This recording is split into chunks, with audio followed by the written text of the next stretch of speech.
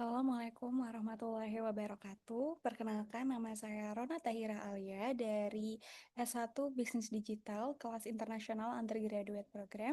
Dan pada kesempatan kali ini saya akan membawakan presentasi mengenai praktik kerja lapangan di Divisi Perencanaan, Evaluasi, dan Pelaporan PEP Dinas Tenaga Kerja Kota Depok. Profil instansi. Dinas Tenaga Kerja di Snaker Kota Depok merupakan perangkat daerah pemerintah Kota Depok yang bertugas menyelenggarakan urusan ketenagakerjaan serta meningkatkan kualitas tenaga kerja dan kesejahteraan masyarakat. Berfokus pada pengembangan kompetensi tenaga kerja, pelayanan ketenagakerjaan, dan pembinaan hubungan industrial melalui berbagai program dan kolaborasi. Pelatihan, pengembangan kompetensi tenaga kerja, penempatan layanan informasi dan penempatan kerja, perlindungan, pembinaan hubungan industrial, dan hak pekerja. Lokasi instansi berada di Jalan Margonda Raya nomor 54 Kelurahan Depok, Kecamatan Pancoran Mas, Kota Depok, Jawa Barat.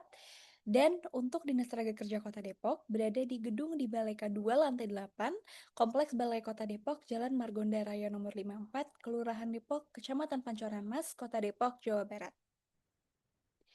Visi dari Disnaker adalah mewujudkan pembangunan daerah yang maju melalui kolaborasi antara pemerintah, masyarakat, dunia usaha, perguruan tinggi, dan seluruh pemangku kepentingan. Dan misinya adalah memperkuat pembangunan sumber daya manusia secara inklusif, mempercepat pembangunan infrastruktur yang maju dan ramah lingkungan, mengembangkan ekonomi yang kreatif berbasis teknologi, dan mewujudkan transformasi pelayanan publik dan tata kelola pemerintahan berbasis digital. Berikut ini adalah untuk gambar struktur organisasi yang diketuai oleh Kepala Dinas, kemudian Sekretariat dan Subbagian Umum dan Kepegawaian, Subbagian Perencanaan, Evaluasi, dan Pelaporan, dan Subbagian Keuangan dan Aset. Tanggung jawab praktikan adalah sebagai berikut. Pertama, penyusunan dokumen perencanaan instansi yang mencakup menyusun dan merevisi dokumen roadmap RPJPD, roadmap ketenagakerjaan, roadmap visi dan misi, serta dokumen forum Renja di Snaker 2027. Penyusunan dokumen administrasi, menyusun proposal, laporan, notulensi, naskah sambutan, talking points, dan dokumen administrasi untuk mendukung kegiatan instansi.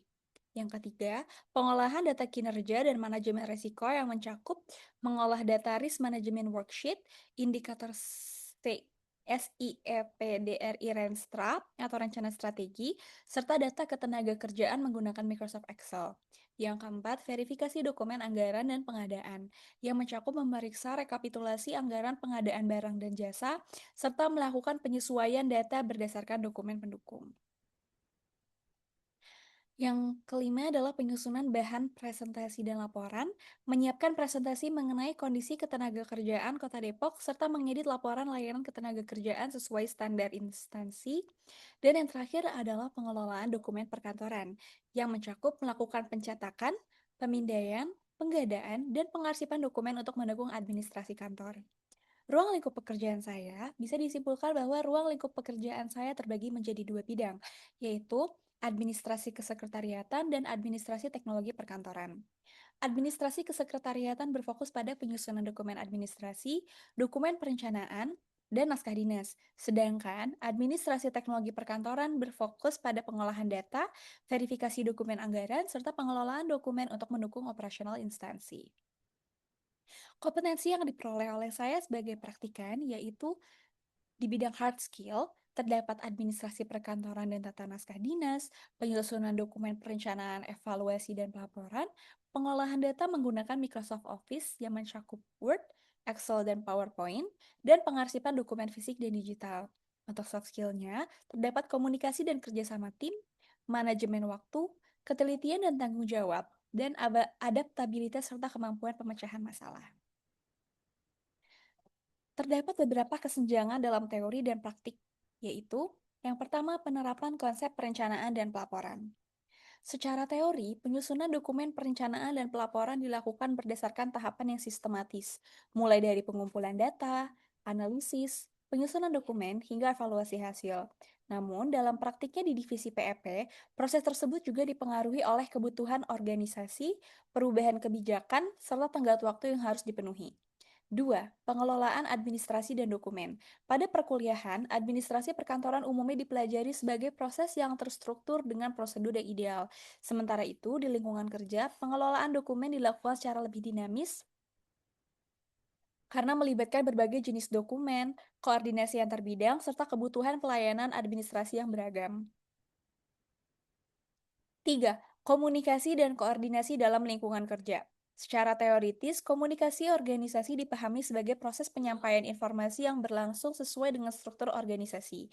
Akan tetapi, dalam praktik di divisi PEP, komunikasi tidak hanya dilakukan melalui jalur formal, tapi juga memerlukan koordinasi yang efektif antar pegawai untuk mempercepat penyelesaian pekerjaan. Tantangan dan penanganan yang saya alami yaitu untuk tantangan operasional terdapat pertama, perangkat pendukung administrasi seperti printer dan scanner terkadang mengalami kendala sehingga proses pencetakan dan pemindaian dokumen menjadi terhambat.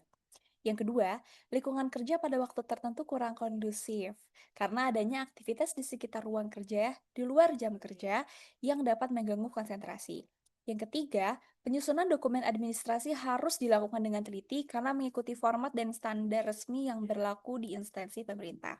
Untuk solusi dan penanganan dari setiap tantangan ialah, yang pertama, menggunakan perangkat lain yang tersedia serta menyesuaikan jadwal pengerjaan dokumen hingga perangkat dapat digunakan kembali. Yang kedua, memilih waktu dan tempat kerja yang lebih kondusif serta tetap menjaga fokus agar pekerjaan dapat diselesaikan dengan baik. Yang ketiga, melakukan pengecekan ulang terhadap dokumen dan berkonsultasi dengan pembimbing lapangan sebelum dokumen diselesaikan. Sekian dari saya, laporan mengenai sidang PKL atau magang mandiri saya di Divisi Perencanaan, Evaluasi, dan Pelaporan Dinas Tenaga Kerja Kota Depok. Terima kasih.